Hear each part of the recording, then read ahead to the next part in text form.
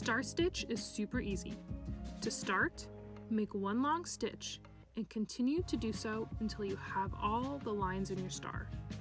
Make sure they intersect at one clean point.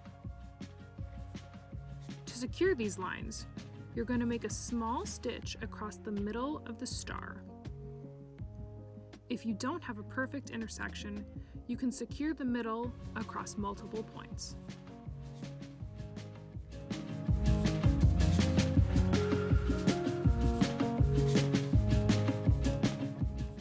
Alternatively, you can make multiple stitches that meet in the middle to create your star.